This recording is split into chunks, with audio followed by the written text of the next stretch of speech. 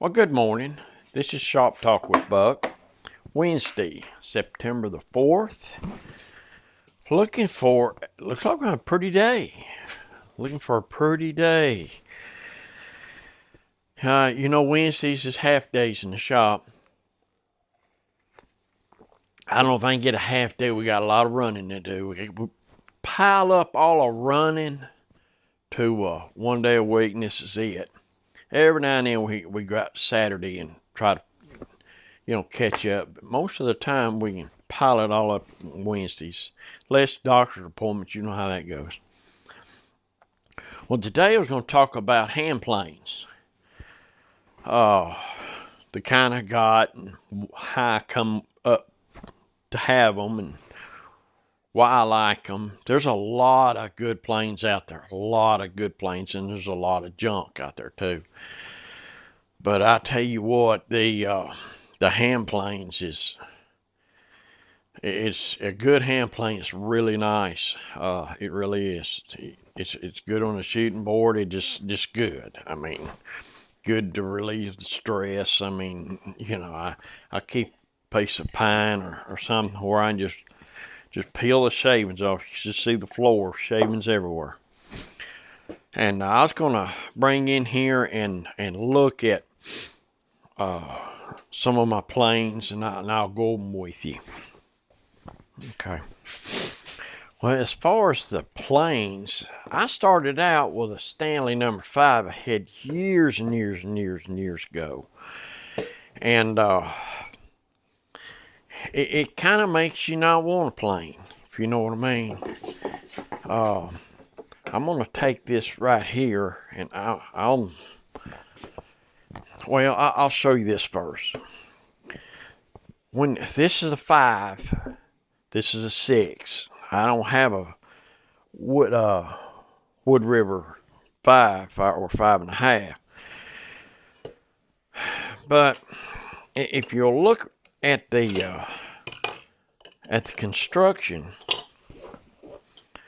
of a Standley,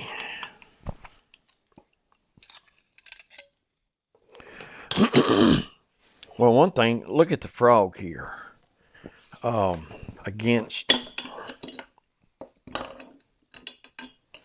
Look at the surface area you have here. That's what's supporting the blade itself.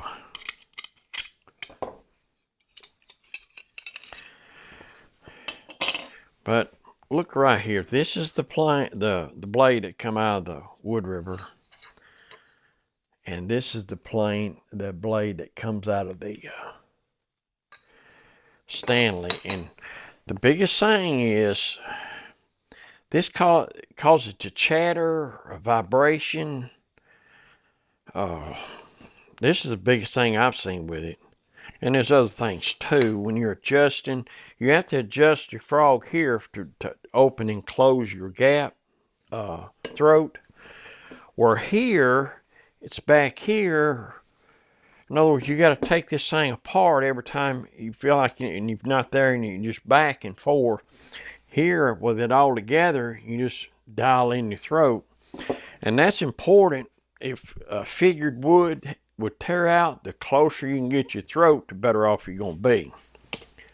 So, the difference is in the plane blade. This is 78,000, well, showing 80 right there. 78 thousandths.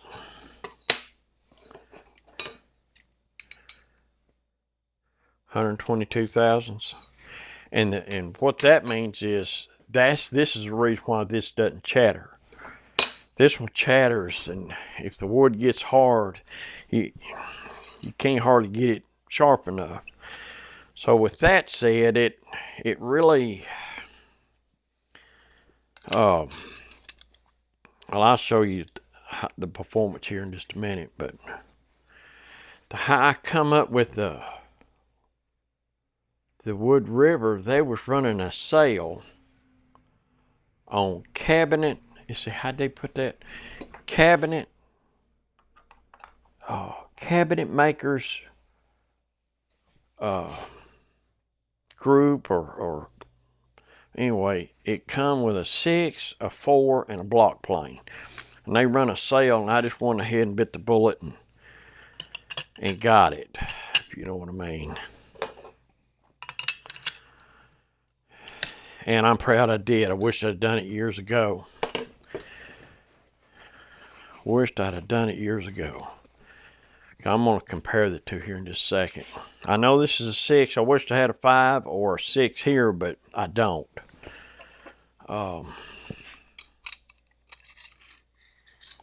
I line everything up like this, the same on all of them. I mean, you get it as close to the edge as you can for support, but you can just get so much support out there on the blade, then the blade has to take over. But if you put a thicker blade here, if you get a thicker blade right here, this won't reach. To work the blade in and out and left and right, it doesn't reach. So it's just designed that way, if you know what I mean.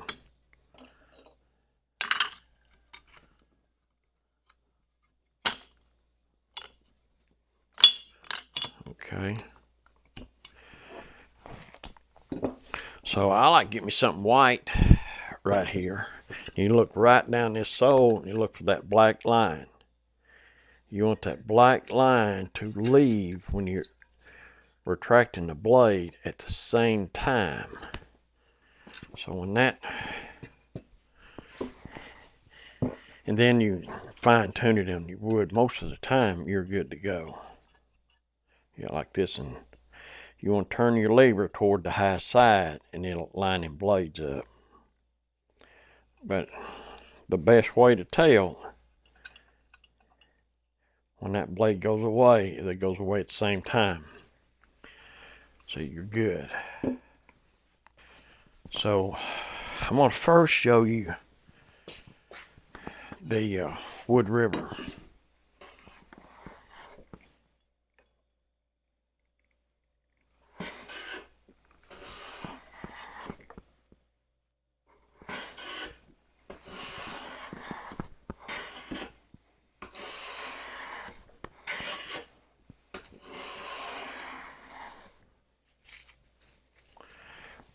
Now let's take a look at the Stanley.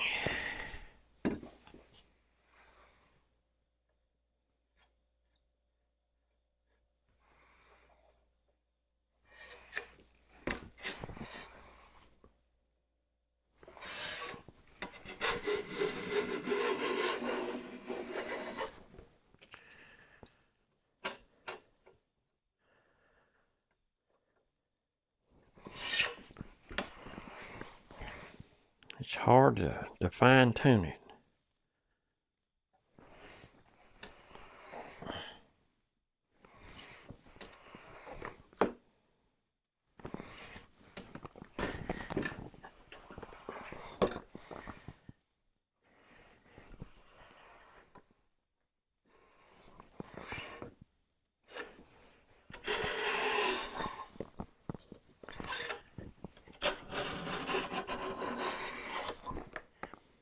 It's hard to pull a shaving off of it.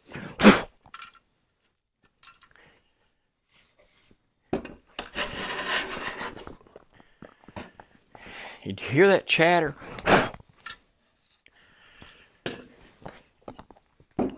That's that blade.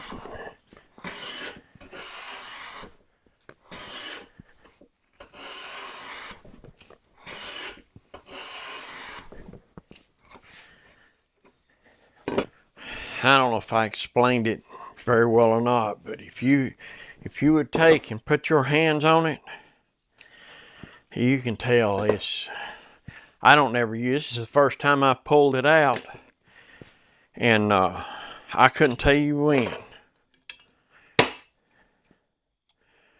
I just not the plane the WoodRiver is. And I will tell you this, there's a lot of good planes out there as good as the WoodRiver. But the way I see it is You got junk and you got good stuff. And I would like the opportunity to, at some point, to try a Lee Nielsen or some of them really good ones. Or, well, put it this way, the ones that are really expensive. I'd like to see if there's any, how much different it is. In other words, if it's, is it a little better than the WoodRiver, which they're reasonably priced as far as planes go, or is it twice as good? In other words, the difference between here and here is the Lee Nielsen that much better. I've never used one, so I couldn't say. But my experiences right here is the WoodRiver is doing a good job. And the reason why I went with them, they had a sale. The cabinet makers set is what they called it. And what it was a 6, a 4, and a block plane. However, I just wonder, let's try this. Let's see the difference between a 5 and a 4. 5 and a 4. Let's see if there's any difference right there. All right, we remember this was 78 thousandths. That thing died on me, didn't it? Yeah. All right, remember this 78 thousandths on the Stanley. Let's just see. Let's see what this shows us. See the big surface area? And to adjust the frog is the same way. It's from the back with the blade in it where you can adjust it. This one, if you want to close the throat up, you'll have to take the blade out, make an adjustment, put it back, see if it suits you, and then back it's a little tougher. So the design's a little better, I think. All right, the number 4. 120,000, 121 thousandths. So it's as thick as a number 6. Not as wide. This is probably more, yeah, it's the same width here. So it's really more comparison between these two than it would be them two. But the thing about it is,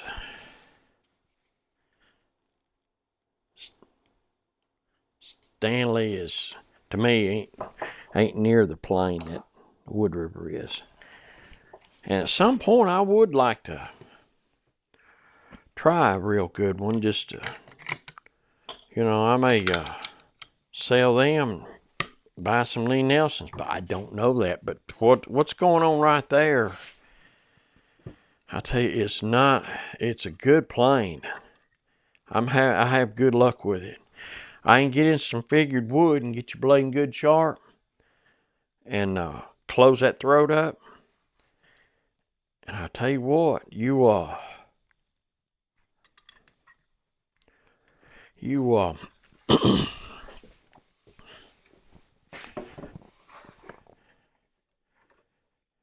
it reduces the tear out in that figured wood. Look out.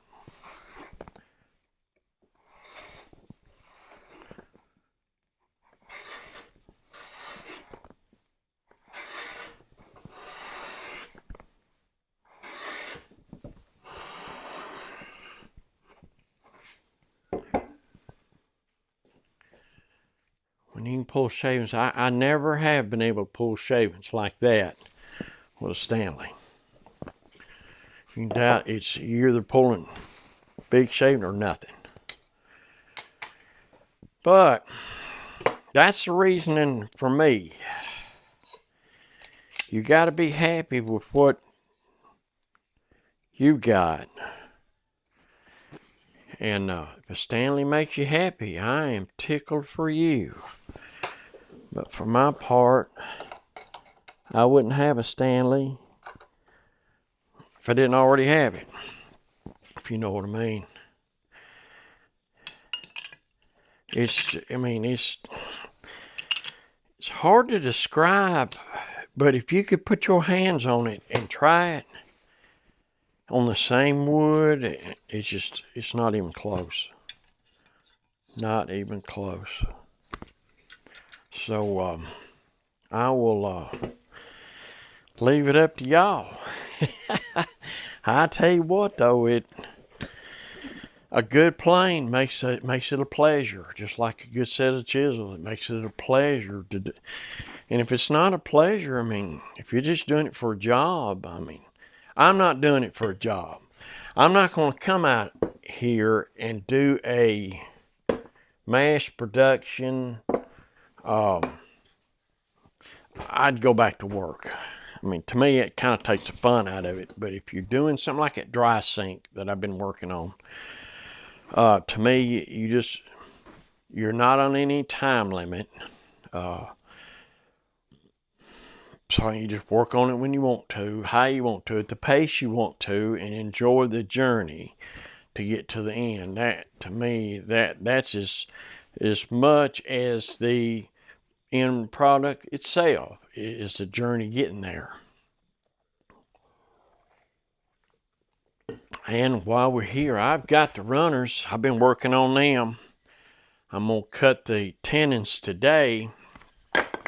I went ahead and made the piece for the front. I think I'm going to do a round over here, make it round right here. And now what you'll see on front, and I put the mortises right there. Today I'm going to cut the tenons, or today's a half day, I don't know. We'll just have to wait and see, but that's the next step in that. Then once I get it mounted, because this thing's over an hour, what I do, I go shoot. And then about lunchtime, when I go eat lunch, I'll take my footage and put it in, go ahead and put it in my timeline. And to me, it's easier to keep up with where you're at, what you're doing, and what you need to talk about, and this, that, and other, instead of putting all the footage together. Man, I'll just be lost. So yesterday when I got it in, I think it's an hour and 2 minutes. And then I got to cut the tenons, already got the mortise, mount it, get it lined up, then do the round over on the front, and then mount this. And I figured I was going to call it right there as part one, because I'll be at that point, I'll probably be an hour and 15 minutes. Maybe a good stopping point. And then part two, I'm figuring on I can do the doors and the drawer and that towel rack that goes behind it. And that'll be about right. Be a lot of bandsaw work on part two. You know, getting that curved front drawer, all that fancy stuff for the towel rack. Be some router work too on the. I'm gonna do it. They do a shaker style doors in the bottom, but with a flat. It's not a raised panel. So I was gonna go back just the way they did back then. So every one I've seen was just a flat panel. Some of them had decorative. What do you call them? Thumbnails. Thumbtacks around it, but them are the ones that had the mirror on it. So you had a towel rack, and just above it, they had a mirror on that would pivot. This one didn't have that, this style. In other words, it's like a car used to be. The more stuff you got on it, more expensive it was. So the richer people had mirrors and all that kind of stuff. So I'm gonna try to fix it back like it was, and put all the missing pieces and build them and get them back. Then the finishing's gonna be a trick to get them all to match up. I think I can. If not, I'll strip her down and start again. But I would like to leave it antiquish looking, like it's old, not a new old, if I'm making any sense. But I'm just trying to put all the missing pieces back together. I can put a dent or two in it and make it really look antiquish. That'll make it look like everything belongs. I don't know. as I'm building that thing, it'll tell me what I want to do. So that's where I'm at on that. Like I said, today is Wednesday, September. Oh man, this year's gonna be gone before we know it. And when I get that, I'm gonna have to go to them boxes for the graduates and some Christmas gifts, because Christmas will gonna be here before you know it. It sure is. Well, listen, I appreciate y'all hanging in there with me. I kind of rambled a little bit, but I appreciate y'all hanging in there. If y'all hung in there this long, to this point in the video, y'all are the real troopers, I'm telling you. And I appreciate every one of you. Sure do. I get a lot of comments. More so on the shop talk than I do my other channel, but I cherish each one. I do. And I hope y'all have a wonderful day. This is the hump day, so to speak. And that's what we used to call it.